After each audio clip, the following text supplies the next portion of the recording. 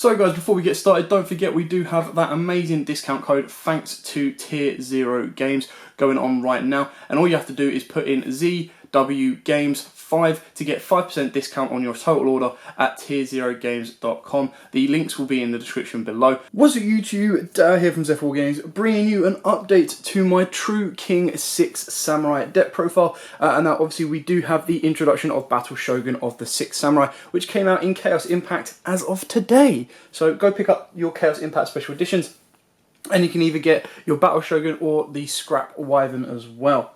So before we get started, please like, comment, subscribe, share this video around.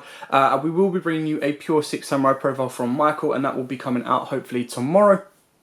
And I'll also try and do some test hands with this deck as we provided a combo for the pure version as of yesterday. So without further ado, let's get started with this profile. And finally, a way to search Gateway.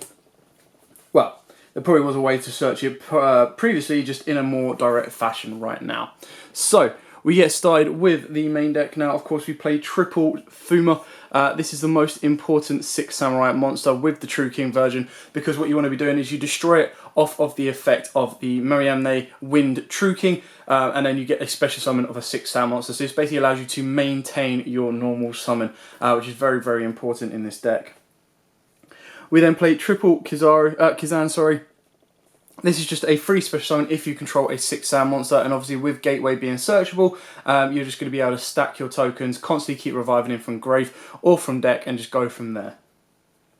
We then play double Kizaru, I get them mixed up all the time. The main reason for this is you special summon it off of your Fuma. Now you've got to be very careful, because when you special summon it, it can't add monsters or 6 Sams with the same attribute including itself. So 9 times out of 10 you might have a wind on board. So the only main target we have in deck right now is Hatsume, unless there isn't a wind on board and then you search out your Fuma, which it is very, very possible that it happens that way as well. You can put Genba into the deck as well, so you have another viable target, which is nice because then it can trigger off the main True King as well. You could even possibly in this version cut this down to 1 should you want to, because ideally you do not want to be seeing it in your hand at any point. You are literally only there to use it as a special summon fodder. 9 out of 10, the way it is getting special summoned is coming off of with a wind on board, so you want to minimise your basically wastage of his search effect. Then we play double Kigeki. This is just for additional extensions, special summon. So if you do open up with Kizaru, you can special summon it out with Kigeki, get its effect off still. It's also there to use it as a 2-card combo or a single card combo to normal summon this, special summon any other 6 Sam monster, and then go either straight into your Battle Shogun or go into your Isolde, and then of course your Isolde will then extend plays further forward by special summoning Fuma from the deck. We then play the 1 Hatsume. Now, the reason we play the 1 Hatsume is I actually really, really like this card. If you special summon this off at Fuma, once you've done all of your combos and Fuma's special summoned what she needs to do, Hatsume can also be used as fodder for the Water True King, Barastos, but it can also banish from the graveyard and then special summon back a Fuma, which can then be used as additional destruction fodder to then special summon out another 6 Samurai from deck. Moving on to the True Kings, I couldn't find my third one, annoyingly, but you do want to be playing 3 of the Wind True King. Once I've tracked down my third one, it'll be going straight in, of course. This is purely there, so if you open up, you can get a VFD quite easily like that. If you open up this, or a way to get to this, which we play Diagram, plus a Barastos, and plus a Fuma. Which there's ways of doing it, it's quite consistent as well. But the idea is you would use this to pop the Barastos and the Fuma. This would come down, your Barastos would come down, the Fuma would then come down, and then Fuma would then allow, the Fuma would then be destroyed to search out your Kizaru if you wanted to, or your Kizan. And you get to build your board from there as well. So it's very, very interesting to kind of see how the deck resolves and operates. And there's a couple of contingency plans that I've put in place with the extra deck as well, now with some new cards, just to kind of play around certain aspects should we need to, and ultimately move plays as far forward as we can with what we have on offer from the new Link monster as well. Then of course at the moment I've got triple Barastos. I might cut this down to 2, but the reason I've got this at 3 is just by simply popping this with Diagram, I'm getting a level 9 beta on board. If it's Mariamne or whether it's Agamazu, sorry, I'm getting 2 level 9s on board ultimately. if this gets destroyed by diagram, use the effect, search out what I need, special summon what I need, and then I can pop it and go off and go a little bit further in order to kind of get into my VFD plays. And that's kind of what you want to aim with this deck. Now, the main aim for this deck is to, during the build-up, you want to get into a VFD as early as possible on a link zone. Now, by doing so, that means you can protect yourself from being Nibiru'd in a sense as well. So it's very, very important to use that as early as possible. As a contingency, I do play Apollo in the extra deck as well, just so that you have the ability to go into Battle Shogun, you have the ability to search out your gateway, then you have the ability to extend into an Apollo should you not have a VFD play available to you, or go into a Skull Dread should you want to put that in there as well, and then move your plays around a little bit more. Now, the massive difference between the pure 6 Sam and the True King 6 Sam is, of course, this revolves around a lot more about the rank 9 VFD plays, into Blafnir plays as well, just to kind of pull cards from your opponent's hand. Now, you can make your opponent start their hand with 4 cards by taking 2 cards away from them if you open up well enough. And there's a couple of plays that I will show you that can work with it, and might ultimately need a Gemba to be added in this one as well, just to kind of finalise the build as a whole. So then for the final True King, we do play the one Agamazud. It's not as important to have. You can use Ash Blossom as its destruction fodder, or one part of its destruction fodder, and you can also use Gemba as part of its destruction fodder as well. Now, the main reason for Agamazud is just for another level 9. Now, if we had Lithosagam in the deck, of course we would be using that as well, because Lithosagam would be busted. But there is a reason that Lithosagam is unfortunately on the ban list. If you wanted to, you could also use Mizuho and Shinai as additional targets in the deck, because they are water and fire. The only issue I had with this was finding the correct ratios to kind of put them in. It would mean that I would reduce some of my other spells that I actually quite need in this deck as well. Finishing off the monsters, we do play Triple Ash Blossom. It's the most powerful hand trap right now. This could be anything you want though. This could be Phantasmes, Veilers, Imperms, anything at all. So your choice on these 3 here. Then of course we've got Triple Diagram, because we want to get to our True Kings or our True King spells and traps as quickly and as consistently as possible. And then the additional effect is if you pop Barastos, you're getting a summon. If you pop Marianne, you're getting a additional search, you'll get 2. And then of course you pop Agamazud, you can revive 1 from the grave back to your hand. So it does give you a bit of recyclability and a bit of control over the plays as well. We've then got Triple Xian's Dojo. Of course, if you saw the combo yesterday, this is quite important to kind of maintain tokens. In another build, you could put Temple in as well, just to maintain tokens, but the field spell is going to be used mainly for Diagram. So you maintain your tokens. This can actually help you extend, get you another Fuma on board. And let's not forget, if you pop 2 wins with the True King, you actually get to mill your opponent of 4 cards as well. Not that that's always great in this day and age, especially with Orcus running around, but it is an option. We then play Triple 6 Sam United. You could play Desires in here as well if you want to.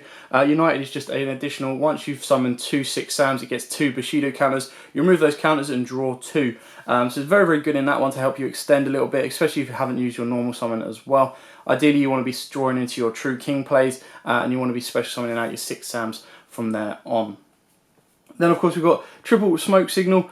Because you want to be able to get, sometimes you want your Fumas in hand so you can pop them, and sometimes you also want your Kagekis in hand as well. And then the one Rhoda, because all of our 6 Sams are 4 or lower, so if you want to search out a Kazan, if you want to search out a Kageki, a Fuma, you have total access to it, nice and easy. Then for the other one-offs that we play, and this is one reason that I try to deter from Desires, because I don't want to lose some of these one-offs, is the Divine Sword Phoenix Blade. This gives you additional discard fodder for this, and obviously you send it off of your Isolde. 1 Monster Reborn, because being able to bring back either a VFD or any of the True Kings can allow you to extend your board a little bit further. The 1 Terraforming, because it is at 1 and you do need your field spell. The 1 Searchable Gateway. If you open up Gateway, of course you can search out your United or your Dojo, so you do have additional plays to play from that as well. And then for the True King cards, we do play the 1 Disciples, just so we recycle our materials when we're done with them.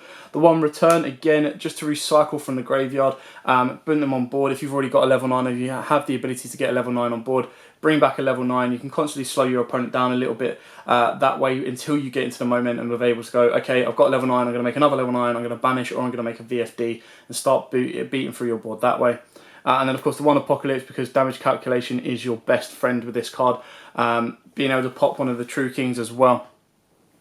sending that to the graveyard, or popping one of the spells or traps as a kind of like a quick play pop or monster pop or spell pop can actually be very, very helpful and useful for you as well. I have seen builds in the past that actually cut some of these down even further.